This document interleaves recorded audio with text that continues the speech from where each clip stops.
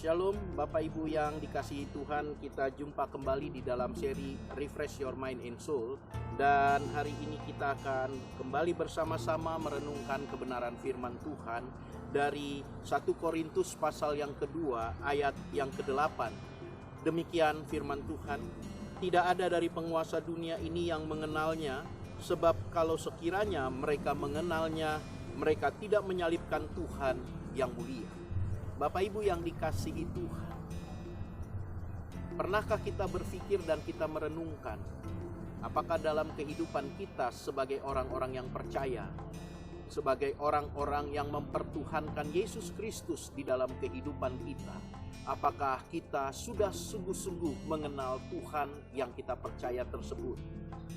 Penting bagi kita untuk kita merenungkan hal ini dan mengukur diri kita sampai sejauh mana kita mengenal Dia. Karena kebenaran firman Tuhan mengatakan, karena penguasa-penguasa dunia ini tidak mengenal Dia sehingga mereka menyalibkan Yesus.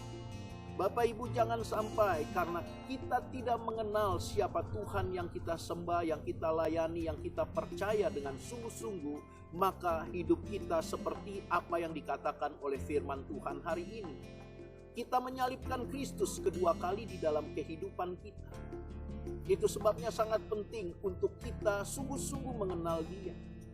Bapak Ibu, kita harus sadari bahwa keberagamaan kita atau label kita sebagai orang Kristen tidak secara otomatis membuat kita mengenal Kristus dalam kehidupan kita. Terlebih jika kita semua adalah orang-orang Kristen yang sebenarnya mengalami kekristenan bukan karena perjumpaan secara pribadi dengan Tuhan, tetapi karena faktor biologis dari nenek moyang kita yang memang sudah Kristen dan kita dilahirkan menjadi orang Kristen.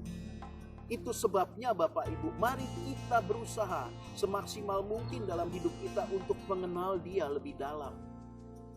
Waktu kita mengenal Kristus di dalam kehidupan kita, bagaimana Dia memproses kita, bagaimana Dia membentuk kita, seperti apa hati dan perasaannya di dalam kehidupan kita sebagai orang percaya, maka kita akan dapat mengiring Tuhan sampai akhir.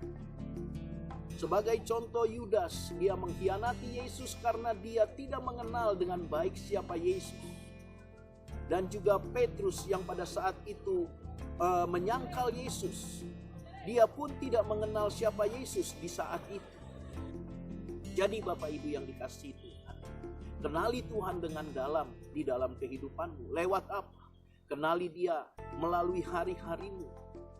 Pahami Dia lewat setiap proses yang Tuhan izinkan terjadi di dalam kehidupan kita. Lewat berbagai macam persoalan, keadaan yang Tuhan izinkan terjadi, disitulah kita bisa mengenal Tuhan. Dan terlebih lagi lewat kebenaran firman Tuhan yang senantiasa kita konsumsi setiap hari. Karena firman Tuhan itu adalah hatinya Tuhan. Saat kita lebih dalam untuk di dalam firman Tuhan, maka kita sudah belajar mengenal hatinya.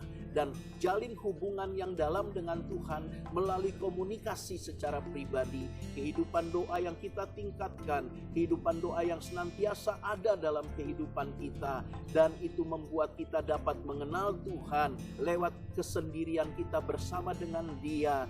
Mari Bapak Ibu yang dikasihi Tuhan, pacu diri kita mengenal Dia lebih dalam.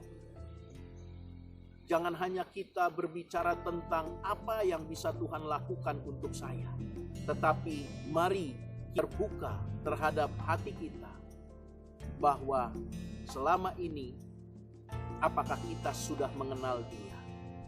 Bapak Ibu yang dikasihi Tuhan, mari hidup di dalam kehidupan yang benar, di dalam mengiring Tuhan. Mari kenali Dia dan pahami Dia. Temukan hatinya, maka kita akan senantiasa dapat mengiring Tuhan dengan penuh sukacita. Tetap semangat, tetap bersukacita. Tuhan Yesus memberkati.